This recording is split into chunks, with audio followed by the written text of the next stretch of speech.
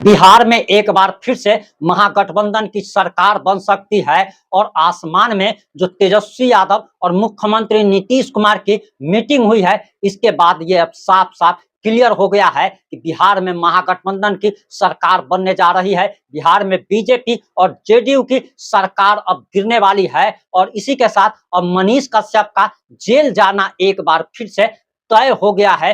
Manish Kashyap BJP के लिए पनौती साबित हो गए हैं और लगातार ये चीज ट्विटर पर ट्रेंड कर रहा है, फेसबुक पर ट्रेंड कर रहा है और लोग मनीष कश्यप को पनौती बता रहे हैं। इस 5 से 8 मिनट की रिपोर्ट में हम आपको बताने जा रहे हैं कि आखिर आगे इस डील में क्या ऐसा हो गया कि अब मनीष कश्यप को जेल जाना पड़ेगा और आखिर मनीष कश्यप बीजेपी के लिए कैसे पनौती साबित हो गए और आखिर बीजेपी का कैसे मनीष कश्यप ने सर्वनाश कर दिया। इस 5 से 8 मिनट की रिपोर्ट में हम तमाम बातें आपको बताने जा रहे हैं।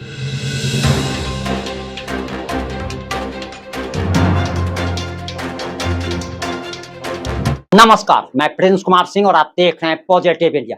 चुनाव रिजल्ट आने के बाद से, लोकसभा का चुनाव परिणाम आने के बाद से Manish Kashyap out of range हो गए हैं, लापता हो गए हैं।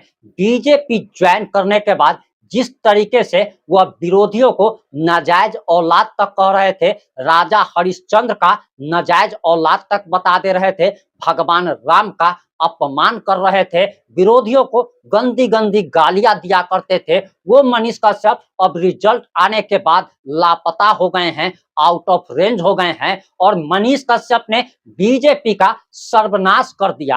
आपको बताते चले कि मनीष कश्यप ने जिसका प्रचार किया वह चुनाव बुरी तरीके से हार गया। मनीष कश्यप सबसे पहले नवादा में गुंजन सिंह के लिए चुनाव प्रचार करने के लिए पहुंचे थे और गुंजन सिंह की जमानत जब्त हो गई। नवादा में गुंजन सिंह चौथे नंबर पर रहे और उनकी जमानत जब्त हो गई। वहीं मनीष कश्यप बिहार में बक्सर में मिथिलेश तिवारी का प्रचार करने के लिए पहुंचे थे और लिट्टी चोखा खाते हुए लगातार वीडियो डाल रहे थे। अब वह बक्सर में मिथिलेश तिवारी भी चुनाव हार गए और वहां से आरजेडी प्रत्याशी सुधाकर सिंह लाखों वोटों से उन्होंने जीत हासिल दर्ज कर ली। वहीं अब मनीष कश्यप सासाराम भी पहुंचे थे, सासाराम में भी वही खेला हो गया और शिवेश राम बुरी तरीके से हार गए और एक मनोज तिवारी अपवाद है, क्योंकि केजरीवाल की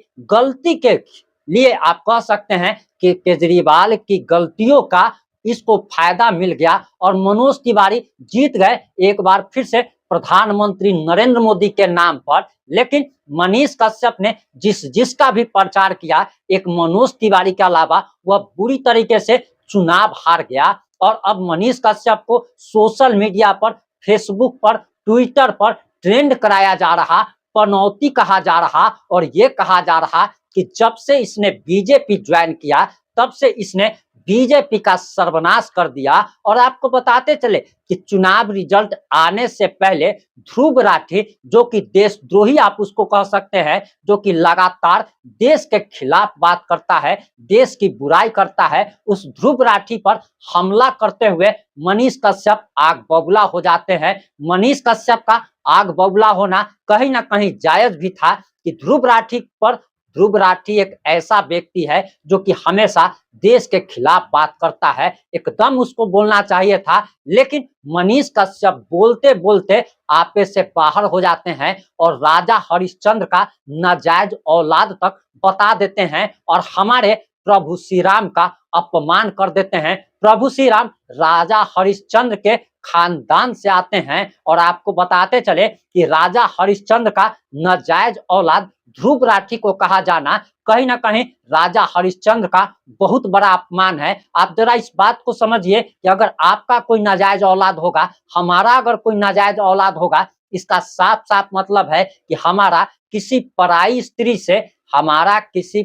स्त्री से शारीरिक संबंध बना और शारीरिक संबंध जो बना वो नाजायज रूप से बना और उससे जो बच्चा पैदा लिया वह नाजायज औलाद कहा जाता है। नाजायज औलाद आखिर किसे कहा जाता है? आप सभी जानते हैं। यानी कि ध्रुव राठी को आप गाली देते समय आप भूल गए कि आप राजा हरिश्चंद्र को उसका नाजायज औलाद बता दे रहे हैं। तो जरा सोचिए कि हमारे राजा हरिश्चंद्र का कहीं ना कहीं अपमान होगा। राजा हरिश्चंद्र की एक मतलब तुलना की जाती है, एक मुहावरा बोला जाता है कि क्या तुम राजा हरिश्चंद्र हो, यानी कि सत्य का प्रतीक, सच बोलने का प्रतीक राजा हरिश्चंद्र को कहा जाता है। लेकिन राजा हरिश्चंद्र का किसी पराई औरत से संबंध था क्या? क्या उन्होंने नाजायज बच्चा पैदा किया था? ऐसी बातें कहना कहीं ना कहीं इस बात को दर्शाता है कि मनीष कश्यप बोलते समय ये भूल जाते हैं कि वो बोल क्या रहे हैं, और ऐसा लगता है कि जैसे वो नशे में बयान दे रहे हो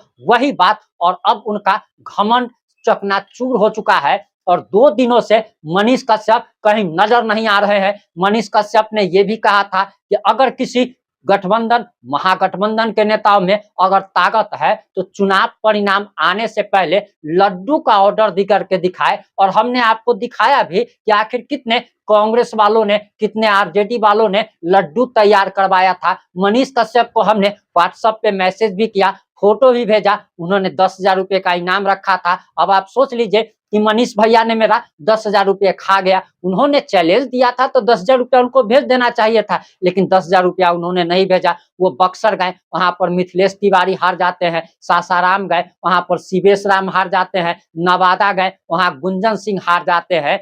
यानी कि मनीष कश्यप को अब पनौती कहा जा रहा है। और मनीष कश्यप को ऐसा लग रहा था कि बीजेपी ज्वाइन करने के बाद वह अमेरिका के राष्ट्रपति बन गए हैं और लगातार जिस प्रकार का बयान दे रहे थे, अब उनके लिए खतरे की घंटी बज चुकी है। बिहार में एक बार फिर से महागठबंधन की सरकार बनने जा रही है और एक बार फिर से मनीष कश्यप को बड़बोलापन के कारण जेल जाना पड़ेगा। जिस प्रकार से वो लगातार विरोधियों पर हमला कर रहे थे, और सिर्फ हमला नहीं कर रहे थे बल्कि गाली गलौज भरे शब्दों का प्रयोग कर रहे थे। और जिस प्रकार से तेजस्वी यादव पर वो लगातार हमला कर रहे थे, बच्चे पैदा करने का वगैरह वगैरह, किस प्रकार के असभ्य भाषा का प्रयोग किया जा रहा था, उसे देखकर तो ऐसा लग रहा है कि जेल जाने से बचने के लिए मनीष कश्यप ने बीजेपी ज्वाइन किया था। लेकिन बीजेपी ज्वाइन करने पर भी उन्हें जेल जाने से अब कोई नहीं बचा सकता। और ऐसा लग रहा है कि जैसे ही बिहार में महागठबंधन की सरकार बनेगी, अब एक बार फिर से मनीष भैया का तमिलनाडु या फिर केरल के जेल में जाना अब निश्चित बताया जा रहा है। आपको क्या लगता है कि क्या बिहार में महागठबंधन की सरकार अगर बनेगी तो क्या फिर से मनीष कश्यप को जेल भेज दिया जाएगा? क्या आपको लगता है कि बीजेपी उनकी मदद करेगी? जो एनएसए जब उन पर लगा था तो आपको हम ये बात पहले भी बता चुके हैं कि एनएसए जब भी लगता है तो सबसे पहले डीएम, किसी भी जिले का डीएम अनुशंसा करता है, उसके बाद उस राज्य का मुख्यमंत्री उस पर मुहर लगाता है, उसके बाद उस राज्य का राज्यपाल उस पर मुहर लगाता है, फिर केंद्र सरकार के पास जाता है और जब केंद्र सरकार अप्रूव कर देता है तब किसी पर एनएसए लगता है।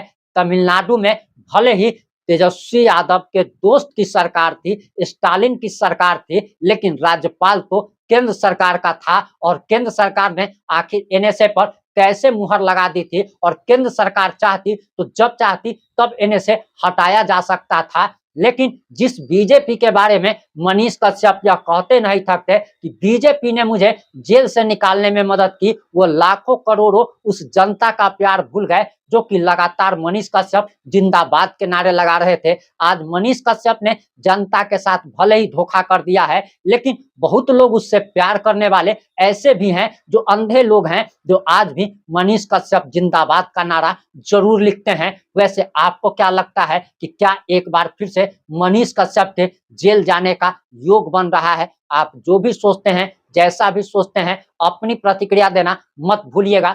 जुड़े रहे हमारे साथ। जय हिंद, जय भारत।